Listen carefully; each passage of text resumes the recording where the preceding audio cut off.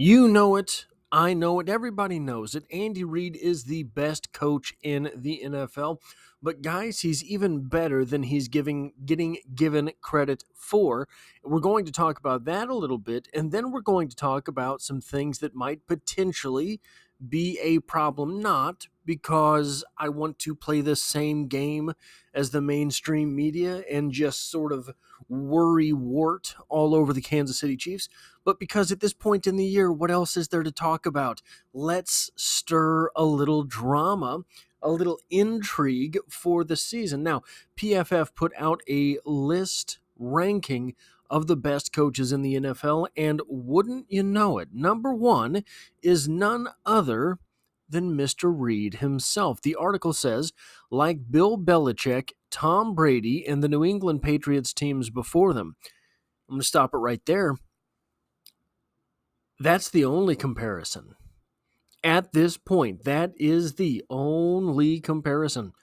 There's no other franchise, there's no other time period of the NFL.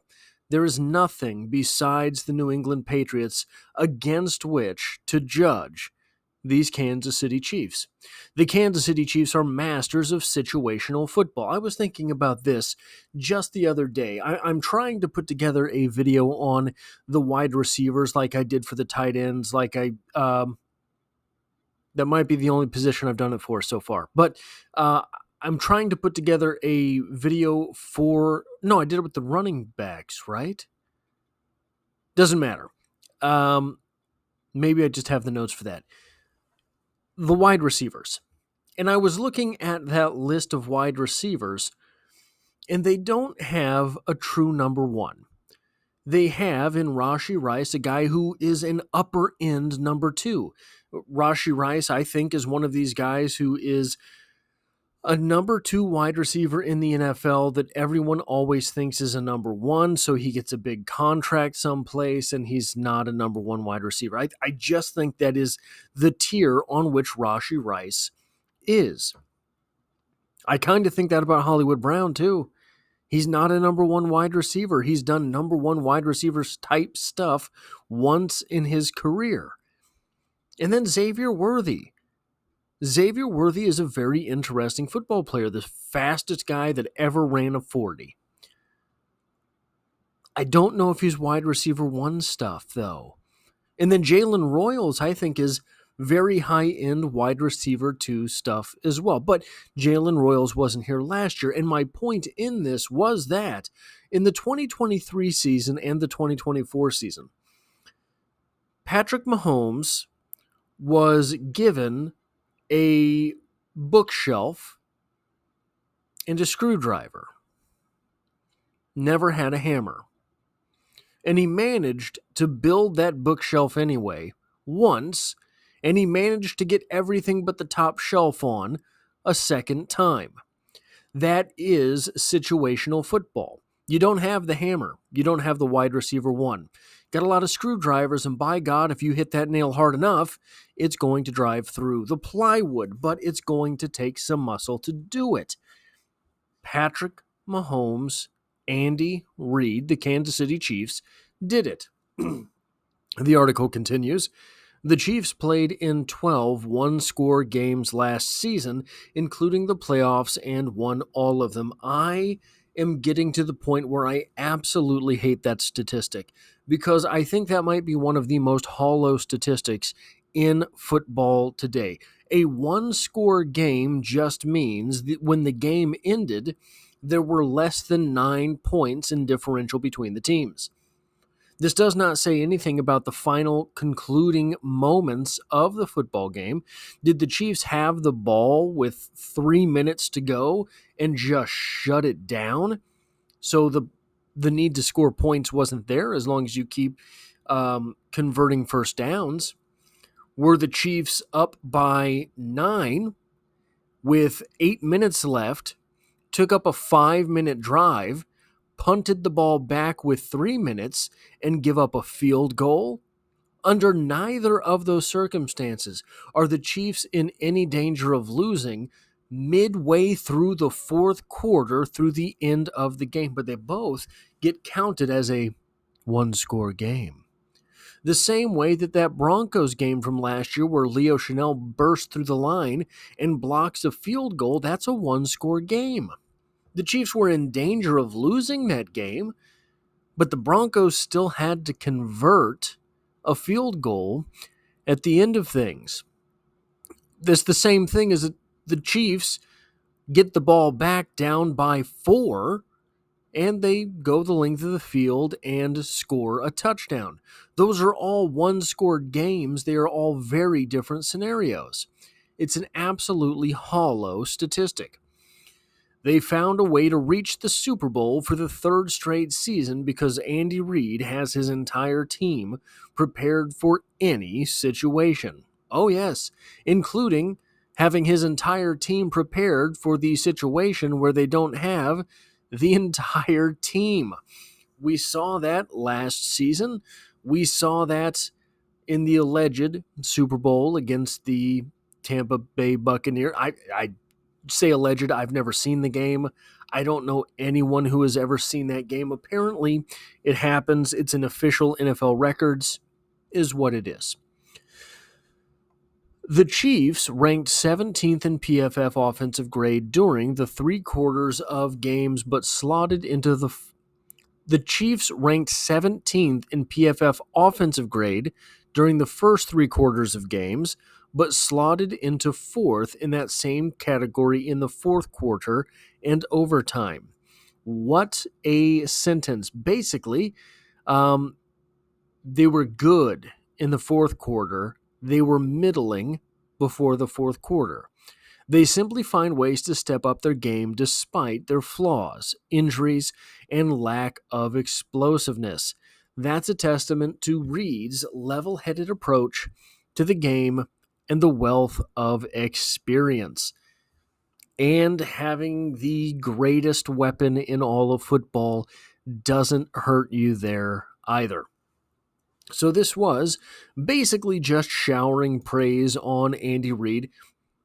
I'll allow it. But this article does give us a couple of things that are worth at least looking at. So when we go back to the list here, number 1 we said there was Andy Reid himself, the best coach in football. Who was the second best coach in football? Someone Andy Reid will be playing twice a year, Sean Payton, Denver Broncos. Now, I absolutely can't stand the Eagles coach. I know he spent some time in Kansas City. I can't stand him. And I don't understand. So I can't remember where he was on this list. I think it was like 5. I don't understand how he's not number 2. He's been to 2 Super Bowls. He's got a Super Bowl victory. Anyway, not to stick up for him, but Sean Payton, number 2. Payton inherited a disaster in Denver in 2023. That's not fair. That's not fair. They had a good roster and a very, very bad Russell Wilson. Quarterback Russell Wilson was clearly unhappy after a 1-5 and not good. Okay? He can be not happy as long as he's good, and something will work out. But when you're not good and you stink up the place and you're getting paid like you're phenomenal, something has to change. After a 1-5 start, Payton rallied the team behind a strong defense to win 7 of their final 11 games. Wilson was jettisoned, and the Broncos selected their new quarterback, Bo Nix, in the 2024 NFL Draft.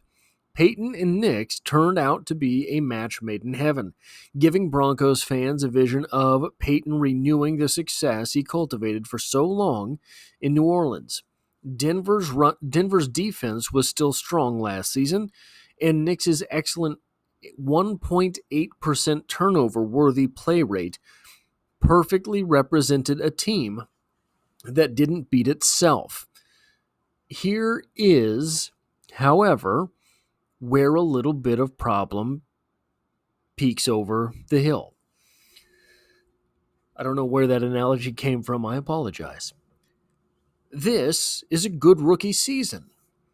But where a lot of quarterbacks come into a sophomore slump is because in that second year they are asked to do more, they are asked to create, they are asked to be more than the playbook itself.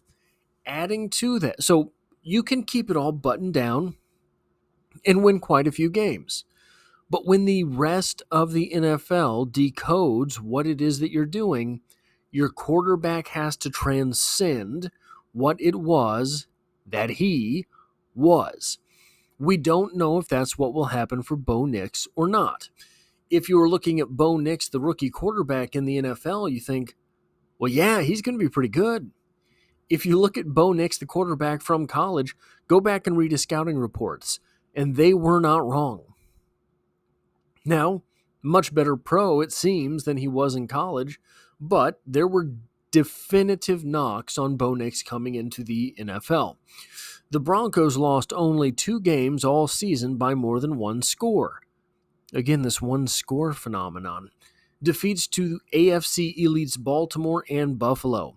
Denver has only added more talent this offseason and should continue to contend with its elite head coach leading the way.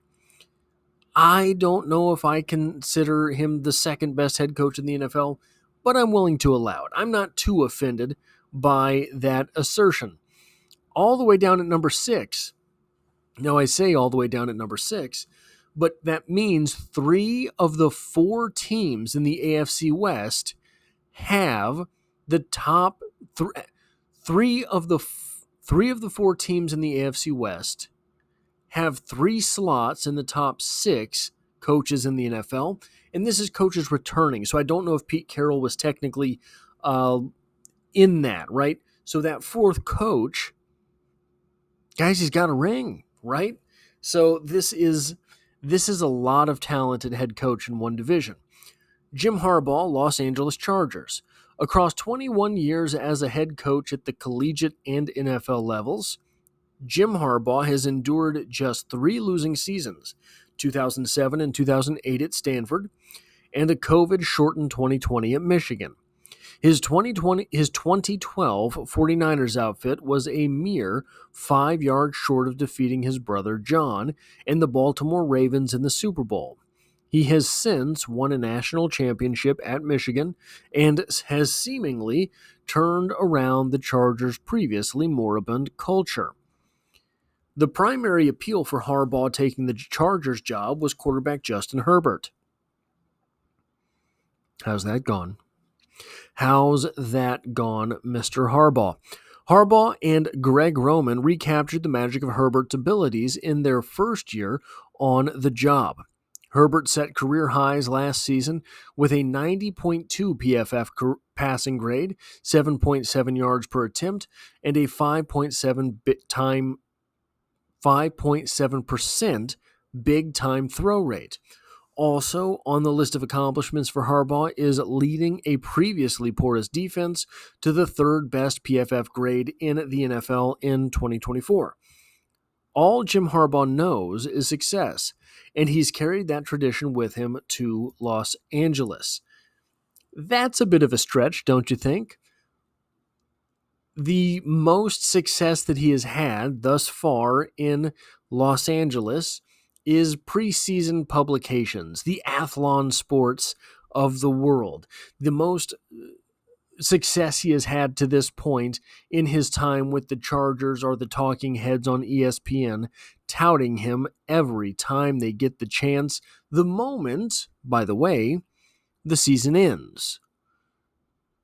Not a minute before. Why? Well, because they're going to make it close to the playoffs. Once in a while, they'll make it into the playoffs. But other than that, there's not a whole lot going on there with the Chargers. So, it is an interesting thing to assert that Harbaugh knows only success, unless you're counting success as a limited idea. That is all I have for this video. If you like or appreciate what it is that I do here, hitting a like button really does help me out, as it tells YouTube to share this video with other Kansas City Chiefs fans. If you find yourself here by chance but not design, the Chiefs are the only thing I talk about on this channel, having dropped a video every day for over 2 consecutive years now. And as always, I hope to have you back for the next one.